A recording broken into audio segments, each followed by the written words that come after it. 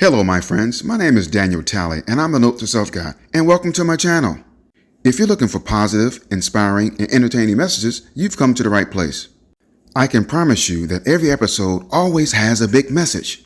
Now, this is not a political channel, but sometimes I do tackle current events. And today I will discuss one of the most important trials of this generation.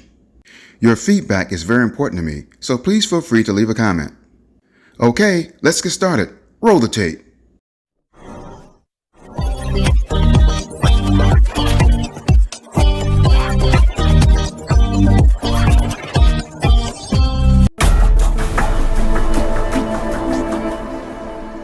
Hello, my friends. Today's topic is the Derek Chauvin trials. Can we handle the verdict? Now, I have to tell you, like many of you, I've been watching this trial for the last week and a half now, and truthfully, it's been very difficult to watch. Seeing a man being killed over and over and over again. But right now, we're in the at the time of this taping, they're doing the closing argument, so this is going to be over pretty soon. They're going to be the jury will be given the opportunity or the challenge of finding guilt or innocence in the case of Derek Chauvin. But I wanted to talk to you really about, the impact of this case. First of all, I'd like to say this. Listen to me well. Nobody, you hear me? Nobody is a winner in this case. Let's talk about George Floyd first, okay? So George Floyd, a guy who's basically now who's dead as a result of simply passing on or allegedly passing on a $20 bill, fake $20 bill. Not even sure if he even knew that the bill was fake. But in any event, no matter who the person is, no one should have to die for a $20 bill. I think this situation escalated itself and it got blown way out of proportion. And unfortunately, it ended in George Floyd's death. Now, think about what that means to the Floyd family. Now, obviously, I don't know how many children George had, but I know he has at least one daughter. So now this daughter of his is going to have to grow up without a father. Not only that, I know George had, brothers, probably a sister or two.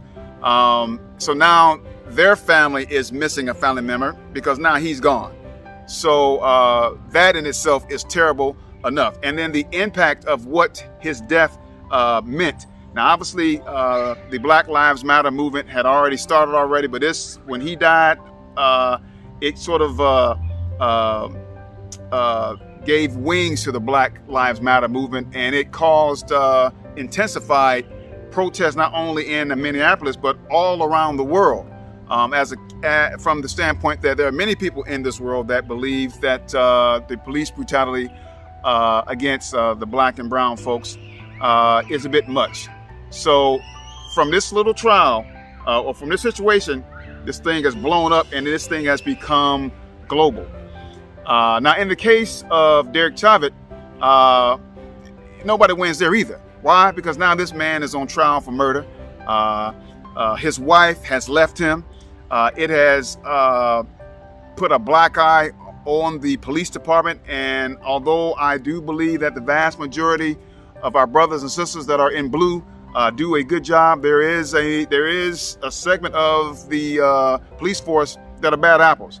And sadly and unfortunately, many of the good cops, a lot of them tend to overlook the bad cops, and instead of turning them in and getting rid of these bad apples, they tend to sort of turn a blind eye or to look the other way, which makes things incredibly worse. So now you got a situation like that where there was already tension between the police and the black and brown community. So that's only inflamed that even more, and it's just a terrible situation. I mean, nobody is winning here.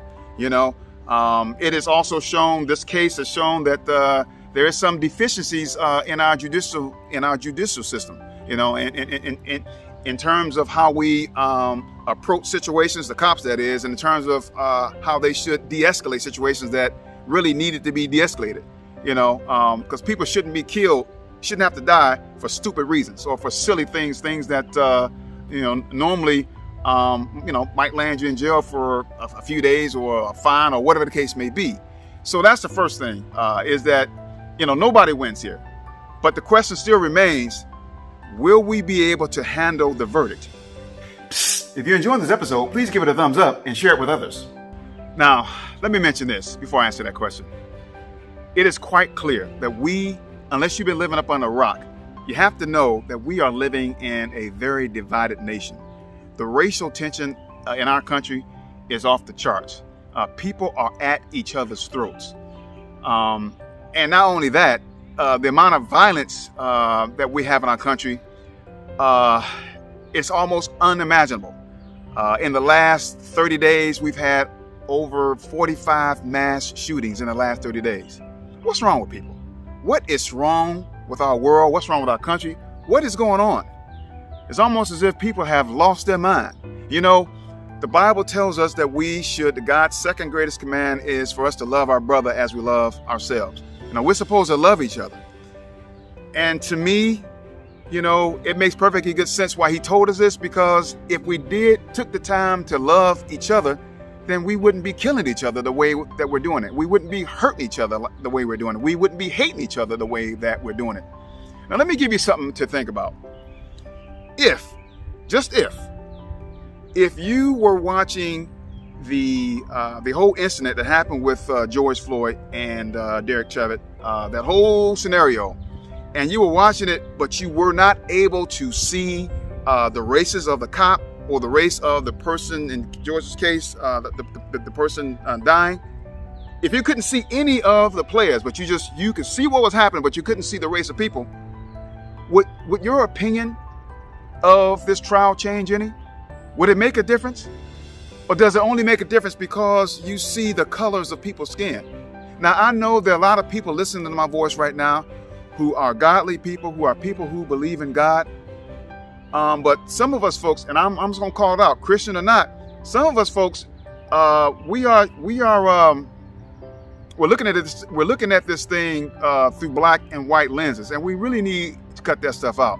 Because I would say this. Now, I don't have a heaven or hell to put anybody in, but for those of us that believe in a God and believe in a heaven, do you really think that when you get on the other side, that there's going to be some separation of races, the black people over here, white people over there, Asian people over here, Chinese people, the Mexican people over here, Spanish people over here?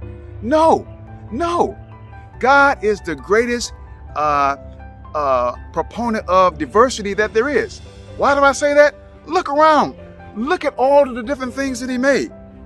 You know, he's the one that made us the way that we are, and he loves all of us. So to the question, does black lives matter? To the question, does white lives matter? Hey man, everybody's life matter. All lives matter. We're all God's children. So why can't we get it through our thick skull? Hello, we're all God's people. We're supposed to love each other. And if we did that, we could eliminate all of this hatred, all of this violence. It's really sad. It's really, really sad.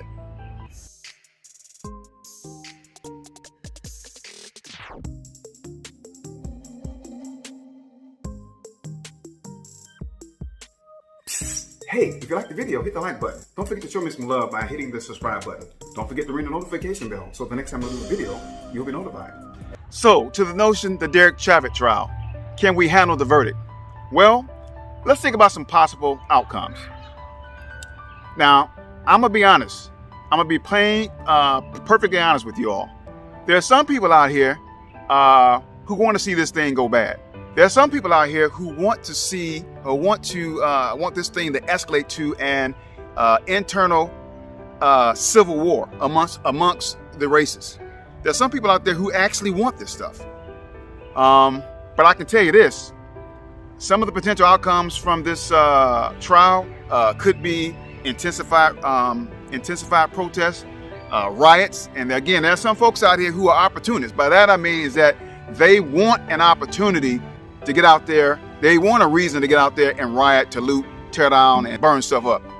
You know, and I have to tell you, I have no problem with people protesting, but when you start breaking into people's stores and burning stuff down and taking stuff that don't belong to you, hey man, that's wrong. That's wrong. People work as a small business owner myself. Hey, people work hard for what they got. Nobody wants to be ripped off. You don't want to be ripped off, do you? Do you want somebody breaking in your house? No. So why would you, manufacture a reason to take what doesn't belong to you? I don't understand that. So please, no rioting, please. And the protests will probably be intensified. I see it going globally like it did before, but at a much higher degree. Because if this guy gets off, then essentially it's saying that it's okay to kill somebody, basically in plain sight, and there'd be little to no consequence as a result of that. On the other hand, if he is convicted of the crime and receives some jail time, many people will consider this a victory in the sense that justice was served. It could be an opportunity for us as a nation to take a look at our policing methods and techniques and see if where there can be some opportunity for some training to make things better. This is an opportunity for America to get this thing right. And with a successful conviction, then just maybe there's an opportunity for us to get this thing right, and for there to be a calming or soothing effect or a healing effect on our land and on our nation. Now, if Derek Chauvin gets off, then I'd like for us to consider a poor man's proverb from our award-winning and best-selling book, Note to Self. Anger is dynamite with a short-lit fuse. Calmness is the water that puts out the fuse. Note to self, faithful inspiration and aspiration. Basically, what I'm suggesting is that we all remain calm. We don't need to go out there and burn down the city, burn up the courthouse, start looting, rioting, or anything like that. Remaining calm is what we all need to do.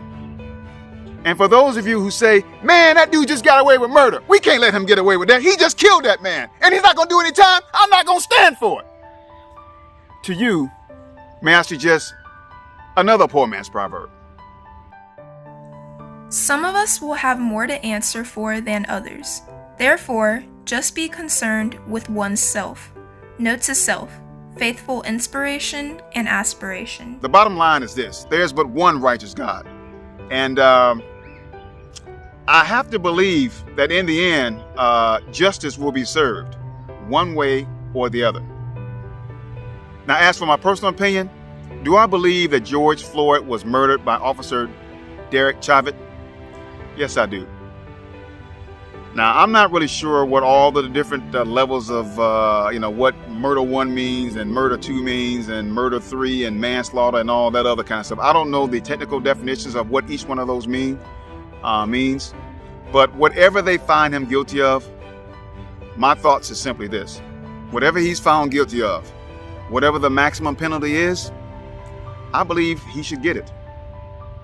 Well, you guys take care of each other, and remember, love your brother, and let's remain calm. Because at the end of the day, we're all God's children, and it must be tearing God's heart up to know that his children are down here killing one another. Because I have to tell you, if we don't learn to love one another, we will eventually destroy each other. Take care, and God bless.